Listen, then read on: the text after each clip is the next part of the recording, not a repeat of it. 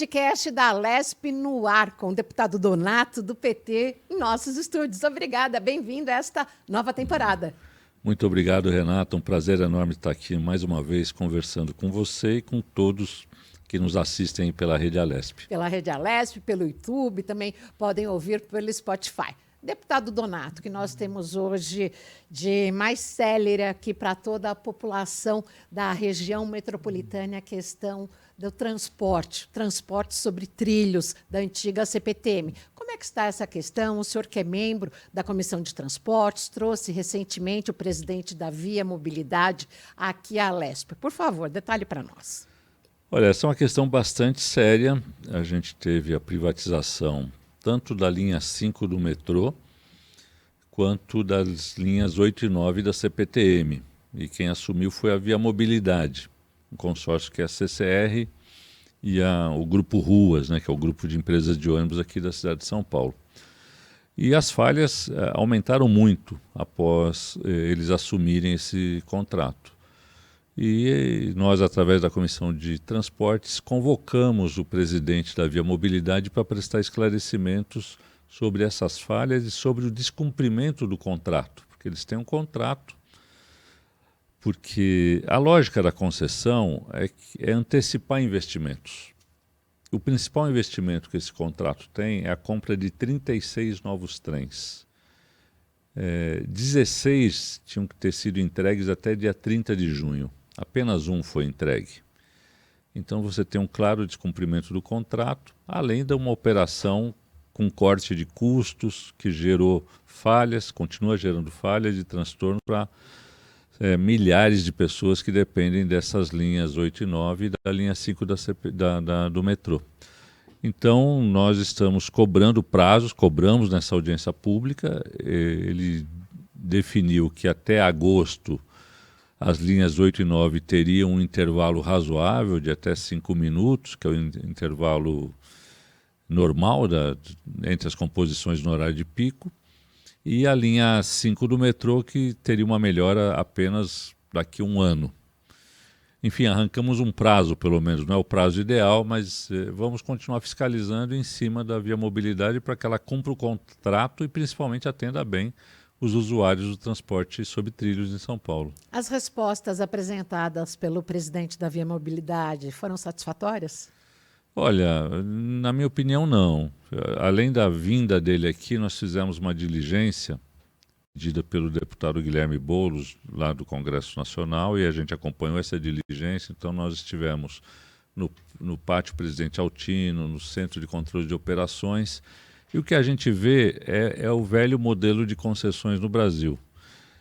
Primeiro se corta custos e depois se faz o investimento, né? Se joga o investimento para frente. Então a gente vê muitos problemas de manutenção e de corte de RH. Por exemplo, um operador de trem da CPTM trabalha em turno de 6 horas. Um operador de trem da Via Mobilidade em turno de 12 horas. A chance de ter falhas humanas aumenta, naturalmente, com esse corte de custos. E tudo eles argumentam que tem um planejamento, que estão fazendo, só que eles estão operando há 1 ano e meio. E as falhas aumentaram absurdamente em relação ao que era operado pela CPTM. Então não tem sentido você conceder um serviço e esse serviço piorar. Então a gente não considerou satisfatórias, mas apesar disso ele deu prazos de melhora. Então nós vamos ficar em cima desses prazos, fiscalizando para que esse serviço melhore e atenda a população. Caso contrário, só resta um caminho, que é batalhar pela anulação da concessão.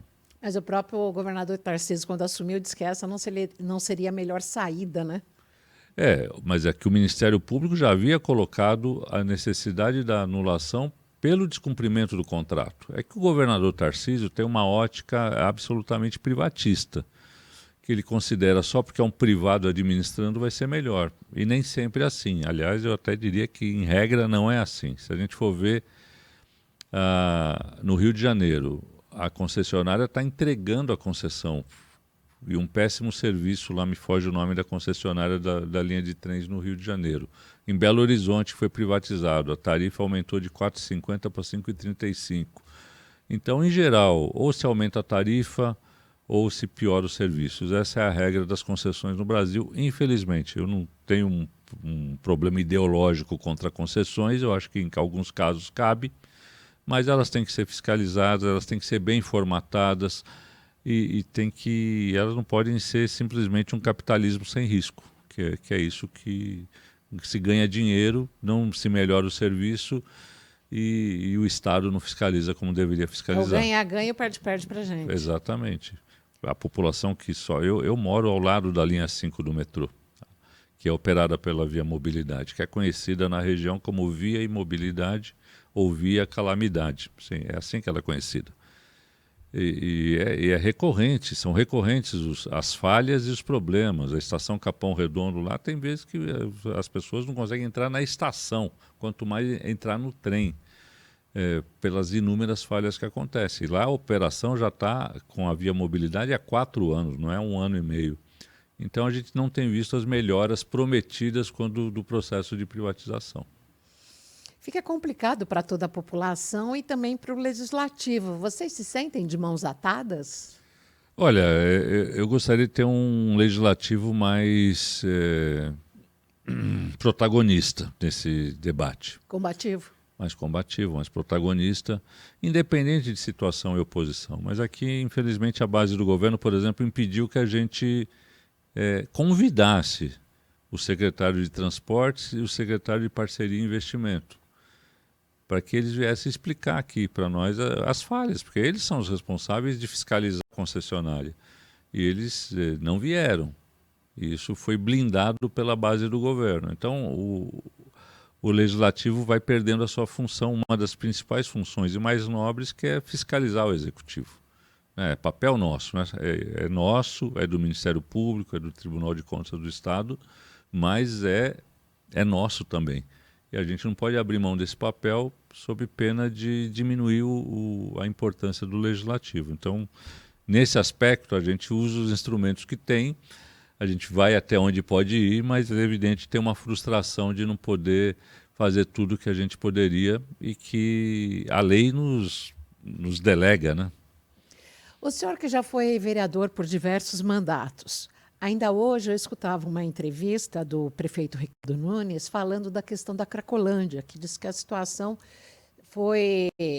Antigamente nós tínhamos aí 5.000 pessoas transitando ali na Cracolândia e hoje temos apenas 1.000 e que a situação está muito melhor. Como é que o senhor vê isso, o senhor como munícipe e também hoje estando de um outro lado? Antes o senhor estava na área municipal, agora na área estadual, que tem a polícia, que tem toda essa questão do sistema de saúde. Como é que o senhor vê essa questão da Cracolândia e esse comentário do prefeito? É com muita preocupação, né? Porque o prefeito e o governador falaram que em 6 meses a Cracolândia ia ser resolvida, ou a situação estaria muito melhor. Isso foi declarado no início do ano pelo governador. E não é isso que acontece. E não vai acontecer, porque se aplica a mesma receita todo ano e o resultado só pode ser o mesmo. Violência policial, a repressão, a Cracolândia migrando de lado para lado no centro da cidade. Hoje o centro da cidade, infelizmente, o centro da nossa capital está completamente... enfim, com essas pessoas nessa situação perambulando de lado para lado e sem vagando, né? Vagando, sem um projeto integrado que permita atender essas pessoas. Porque, antes de tudo, é evidente que tem a questão do tráfico, ele tem que ser combatido pela polícia, mas tem que ser combatido mais com inteligência do que ficar jogando bomba naqueles usuários que se comportam quase como zumbis para lá e para cá, né? Eu conheço bem, já estive lá muitas vezes, desde que eu era vereador. E não é e essa diminuição, eu lembro, porque esses números são números falados, mas pouco contabilizados. O governo Haddad fez uma inovação que foi o programa Braços Abertos, que integrava uma ação de saúde pública, de acolhimento, de empregabilidade, contratou para... Multidisciplinar. Colocou em pequenos hotéis as pessoas.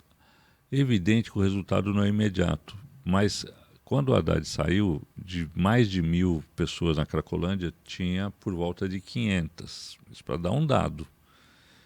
Depois entra o Dória com essa política puramente repressiva, que não resolveu problema nenhum. Ao contrário, a Pulverizou para a cidade pulverizou, inteira. criou vários núcleos de Cracolândias, não só no centro da cidade, você vai para a periferia, tem Zona Sul, Zona vários Norte, bairros de Higienópolis. periferia que tem pequenos núcleos de Cracolândia e não resolveu o problema. E mesmo lá onde está no centro, agora eles confinaram na Rua dos Protestantes, eu li essa semana. Mas é ali, ela fica ali, ela um tempo teve na Santa Ifigênia, atrapalhou muito o comércio da Santa Ifigênia, que é uma área de comércio muito intenso. Então, são declarações, mas que não correspondem à realidade. A gente não tem visto isso e a gente tem visto um centro abandonado pela prefeitura, infelizmente. E o governo de estado, que colocou o vice-governador para coordenar lá um processo, a gente não viu o resultado ainda. Espero que tenha, né? Eu espero que tenha, para o bem dessas pessoas que precisam de tratamento, acolhimento, mas também para o bem da saúde urbana da cidade, que ela precisa ser uma cidade que seja mais acolhedora, que as pessoas possam circular. É evidente que quem passa lá passa com medo, é natural, porque aquelas pessoas não estão no estado normal de consciência. E, eventualmente, pode ter uma agressão, um furto, como acontece. Então, é evidente que tem uma questão de segurança, mas essa questão de segurança não vai ser resolvida só pela segurança. Ao contrário, a segurança talvez seja o ponto mais frágil desse processo. Se você não resolver a questão de saúde, de estruturação dessas pessoas para retornar para as famílias ou para ter um processo de reintegração na sociedade, você pode pôr polícia à vontade que não vai resolver. Como tem sido a experiência de vários anos, né? Se coloca a polícia, solta a bomba, corre para lá, corre para cá, a gente vê aquela situação e depois ela volta ao normal, ela aumenta ou ela se dispersa, mas ela não se resolve. Como o senhor classifica a sensação de insegurança hoje na cidade, na região metropolitana? Olha, é grave, porque apesar das estatísticas apresentadas pela Secretaria de Segurança, o que a gente ouve nas ruas e nas pesquisas, a questão da segurança é uma questão muito presente. A polícia tem uma prática, eu já fui em várias companhias, em delegacias, que bom, se não registra a ocorrência, ela não existe. Então, o roubo de celular de manhã, você vai nos bairros populares, esse é o maior temor das pessoas. A pessoa vai trabalhar, principalmente mulheres, 5 horas da manhã, 6 horas da manhã, ou chegando à noite, vem a moto, alguém assalta, leva o celular, leva a bolsa, e muitas vezes não se registra. Periferia, é qualquer bairro. Isso, qualquer classe bairro. média, qualquer bairro. Só não tem, acho que no Morumbi, porque ali pouca gente circula. Circula. Mas, enfim, e isso cria essa sensação de insegurança que as pesquisas não captam, que os indicadores não captam, porque essa pessoa, muitas vezes, ela sem o celular, ela não tem nem como registrar a ocorrência. Porque ela fala, não precisa ir na delegacia, registra na internet. Não é tão simples assim, as pessoas têm uma vida atribulada, ela tem que ir trabalhar, senão perde o dia. E esse registro não é feito. Só que esse crime existiu.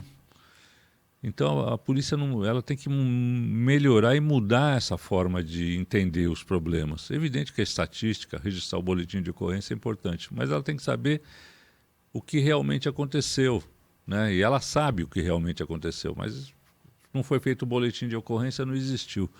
Então a sensação de insegurança não bate com as estatísticas da polícia, mas ela existe e ela é muito forte hoje. E isso a gente precisa ter uma melhor distribuição das forças de segurança, a gente precisa ter mais contratações de policiais. Se nos bairros de classe média, nos bairros mais ricos, a gente já tem essa sensação de insegurança, eles têm um efetivo maior. Nas periferias, o efetivo é muito menor para áreas muito maiores. Então a gente precisa ter maior efetivo, precisa ter mais investigação, a Polícia Civil e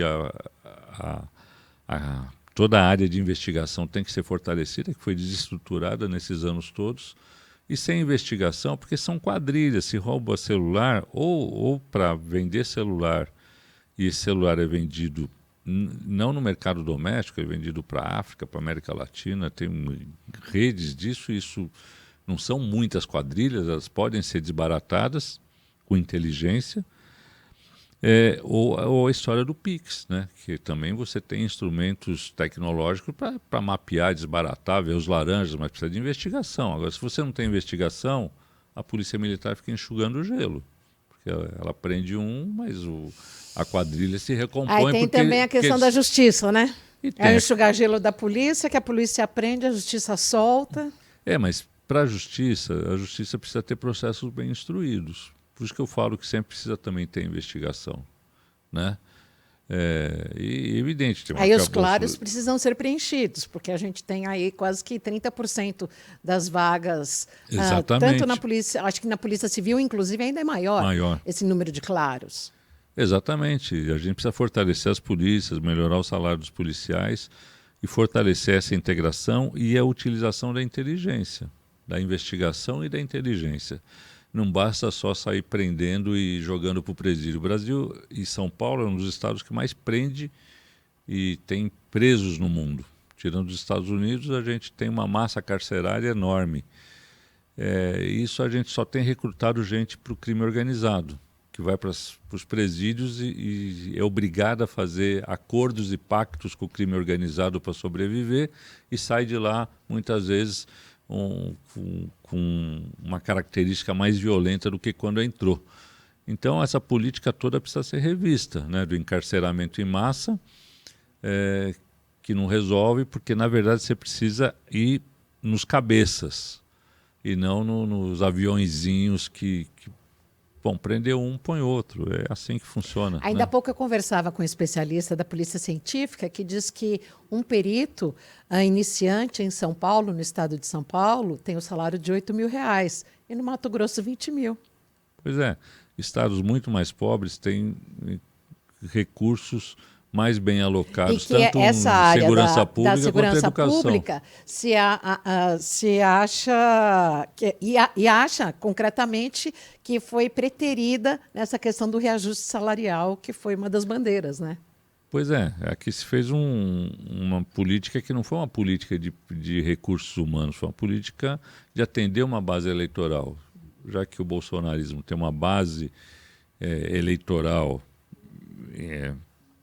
infiltrada praticamente nas instituições policiais, se procurou atender uma base eleitoral, mas sem pensar uma política de fato de recursos humanos que atenda a uma política pública de segurança, né? E aí precisava ter um melhor reajuste para os policiais civis, para os policiais penais. Você precisava ter uma política de recursos humanos que tratasse a questão de segurança pública, não só as outras questões de educação, de saúde, também de uma maneira diferente e não só para atender um compromisso eleitoral de campanha que nem foi bem atendido, tanto que tem muita insatisfação na própria base da Polícia Militar.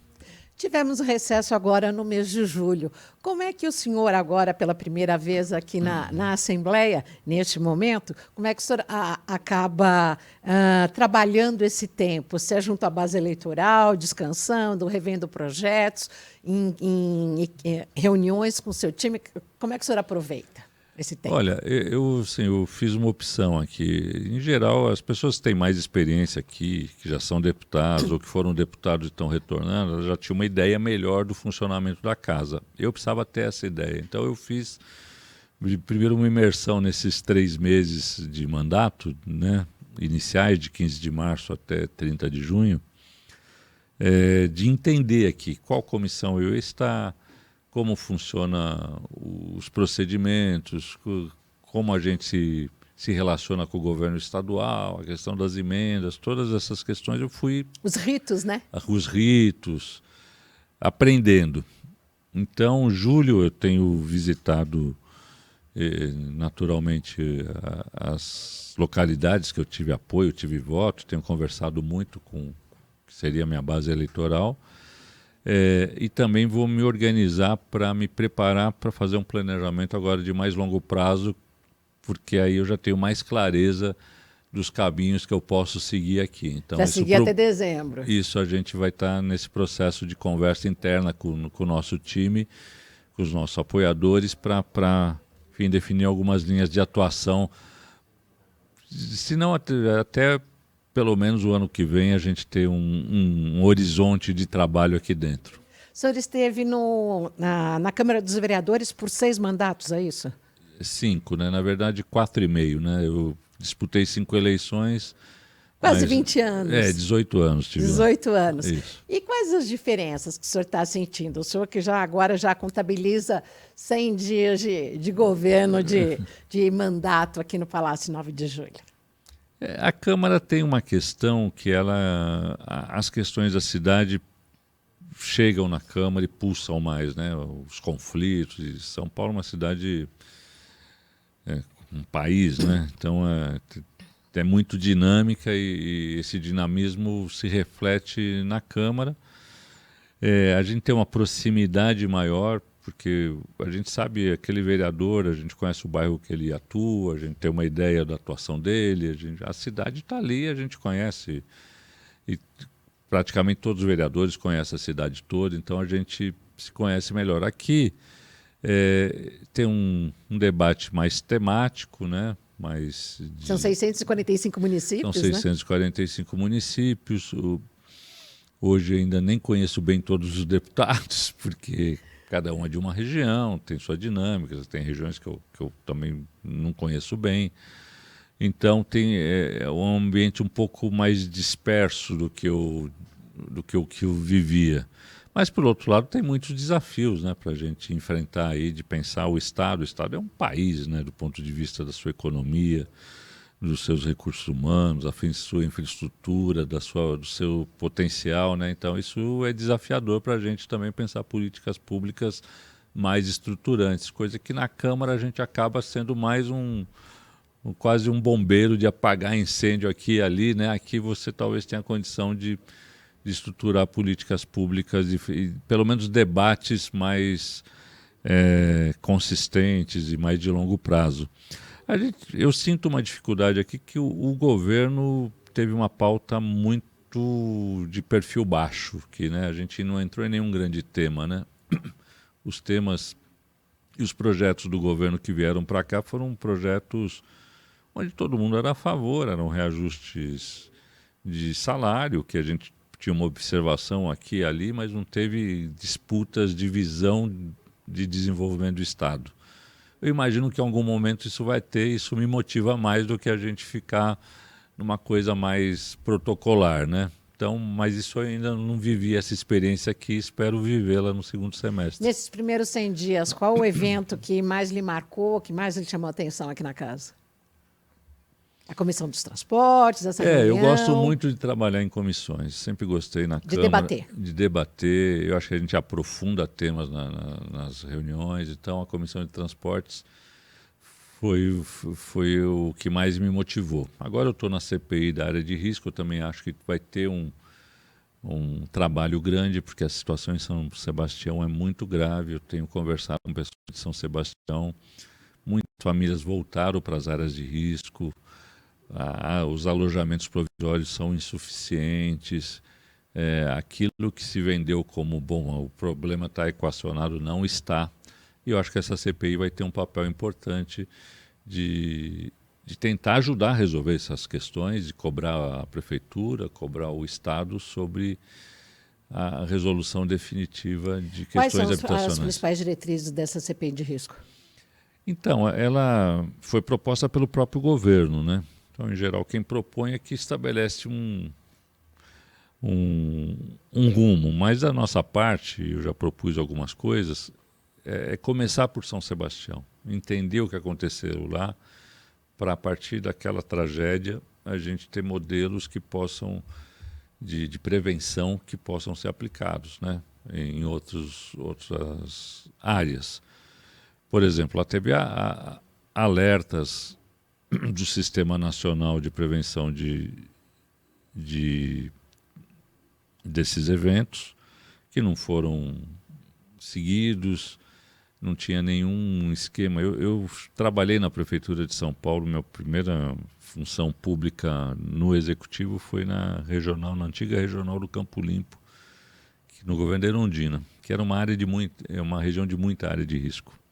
Então, esse é um tema que eu subi morro para tirar gente de barraco, montamos equipe com geólogo. Então, existem metodologias para minimizar esses impactos, desde sirenes, mas você não adianta ligar uma sirene e a pessoa não saber para onde vai. Então você tem que ter um alerta, você precisa ter uma rota de fuga, você tem que saber para onde você vai para uma escola, para uma igreja, para uma associação, que você vai passar a noite lá enquanto a coisa arrefece.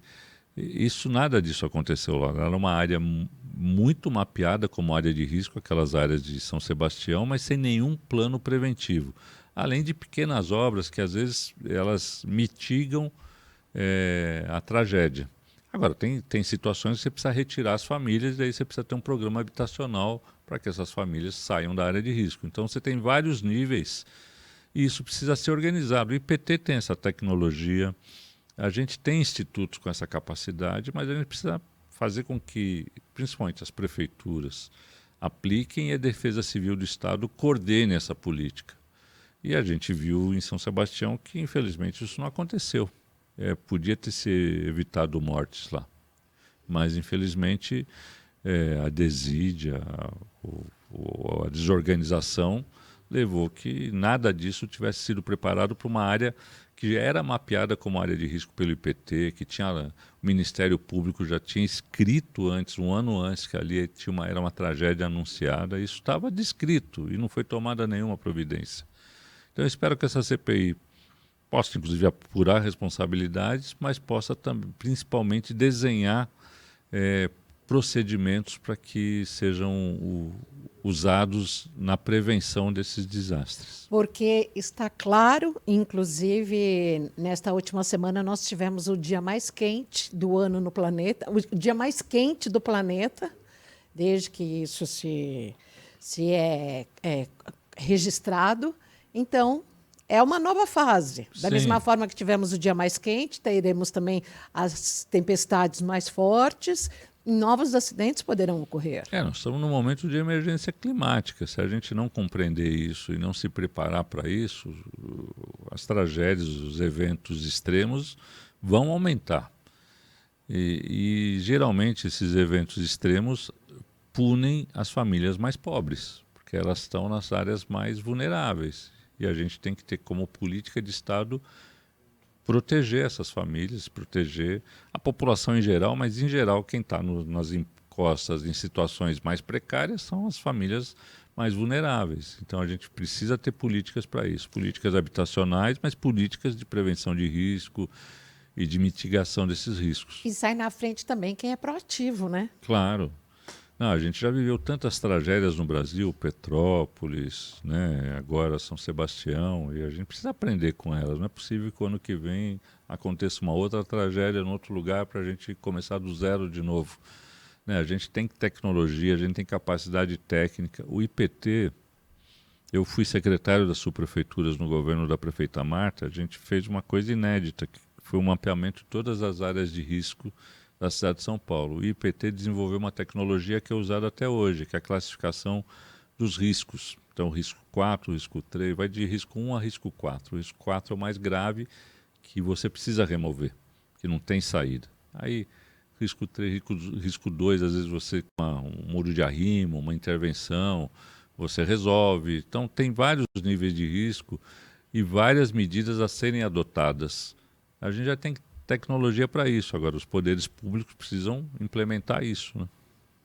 E nesse sentido, a gente precisa não só de vontade política, de dinheiro e de atuação local, né? Sim, e de envolvimento da comunidade, que é algo que eu não falei, mas que é fundamental. Quando você tem uma área de risco, que você mapeia as lideranças comunitárias, você as treina, porque em geral essas áreas de risco, tirando situações muito particulares, mas elas dão sinais de que vão ter escorregamentos antes. Se você treina essas lideranças para identificar sinais, pequenas rachaduras, se você organiza elas para rota de fuga, para local de abrigo, para como se comunicar, você minimiza muito as mortes e os ferimentos nessas tragédias. Deputado, rapidamente, que eu sei que hoje o senhor está com a agenda um pouco apertada, em relação à candidatura de Boulos para o ano que vem, de Guilherme Boulos para o ano que vem, como é que o senhor está? Vai sair, não vai, mesmo ele sendo de outro partido? Não, vai sair, isso aí tá pacificado. É que tem gente dentro do próprio PT dizendo que não, né? Pouca gente. Pouca gente Pouca gente. Isso aí vai ser resolvido em agosto, vai ter um encontro, um congresso dos diretórios zonais, que é uma instância que em São Paulo tem, e que vai definir essa candidatura, e já teve vários encontros, e o que a gente sente na base do PT é uma vontade de começar a fazer campanha logo, porque a gente tem a perspectiva de ganhar a eleição numa aliança com o Boulos e o PT e outros partidos, porque a gestão Ricardo Nunes é uma gestão muito ruim, com muito dinheiro em caixa, mas sem capacidade de resolver nenhum problema importante da cidade de São Paulo. E a gente precisa de um governo enfim, que tenha um olhar para toda a população, mas em particular para aqueles que mais precisam, que sofrem nas periferias, nos ônibus lotados, sem remédio nas UBSs, com problemas nas escolas públicas. Então, a gente tem muita confiança que a candidatura do Boulos vai ocupar esse espaço e é uma candidatura que tem muita chance de ganhar, na minha opinião. Sobre reforma tributária, dessa vez vai ou não vai? Porque os últimos governos aí, não, vai ter, não vai ter. Agora, o que parece, está sendo votado em Brasília. Como é que o Estado de São Paulo fica nesse quesito? Olha, o secretário Samuel Kinoshita, que é o secretário da Fazenda, esteve aqui na Comissão de Finanças e eu acompanhei o depoimento dele e ele fez uma fala sobre reforma tributária, que eu achei interessante, porque ele aponta, primeiro, que estruturalmente precisa de uma reforma tributária. Ele até citou o exemplo americano, ele falou lá se faz uma reforma tributária por geração e a gente tem uma estrutura tributária de muitas décadas, né? Então ela precisa ser atualizada e essa reforma tributária proposta, ela praticamente elimina, pelo menos em grande parte, a guerra fiscal. E ele usou uma expressão que eu acho que... Ele falou, olha, São Paulo pode até perder um pouco no início, mas ele tem muito a ganhar no médio e longo prazo, porque acaba a guerra fiscal. A economia paulista é mais dinâmica, nós temos a melhor estrutura logística, nós temos os melhores recursos humanos, nós temos as melhores universidades, ou seja, essas empresas que foram para o sul de Minas, que foram para o Paraná por conta da guerra fiscal, elas tendem a voltar para São Paulo, porque as condições aqui são melhores, desde que você tenha uma equalização dos tributos que essa proposta da reforma resolve. Então, tendo esse tributo padronizado no Brasil, a gente tem certeza que essa reforma vai ser positiva para o país e para São Paulo. Aqui no novo podcast da UESP, agora pergunta ao deputado Donato, como é que o senhor aproveita os dias frios do inverno, o senhor e a família? Olha, eu tenho 2 filhas pequenas, de 5 anos. Foi uma loucura boa que eu fiz. Então, minha vida é me dedicar a estar com elas quando eu tenho tempo livre, né? Então é isso que eu faço. Mas gosta no inverno, de curtir no verão. Um vinho, uma massa, subir a serra. Eu, na verdade, gosto. Eu tenho uma casa em Ibiúna e lá é bem gostoso. Lá é o friozinho gostoso. Lá é gostoso. Então, quando eu posso, que é difícil, eu vou para lá. Então, lá é um local de refúgio aí da família, que as meninas gostam muito, então a gente gosta de ir para lá. E qual o prato mais saboroso que o senhor gosta num dia frio? Num dia frio, um ravioli gratinado, assim, né? Que gostoso. E na área das sopas e cremes? O senhor gosta ou pula? Não, gosto. Gosto de sopa de lentilha. Olha... Lentilha, eu tenho uma memória afetiva com lentilha, porque eu sempre gostei muito de lentilha.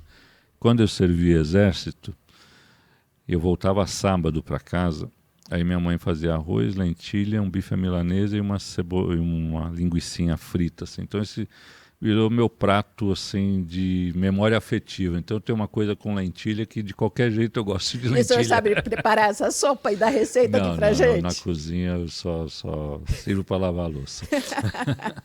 Então tá bom, aqui no podcast da Alesp, esse novo podcast da Alesp, a gente agradece a participação do deputado Donato. Deputado, muito obrigada, volte sempre. Eu que agradeço, estou à disposição, um prazer enorme estar aqui e poder passar o nosso trabalho aí para todos que nos acompanham pela Rede Alesp. Muito obrigado mesmo. Muito obrigada. E aqui no podcast da Alesp tem sempre um novo episódio a cada dia. Fique sempre conosco, seja no Spotify, no YouTube e aqui na TV Alesp. Muito obrigada. Fique sempre com a gente.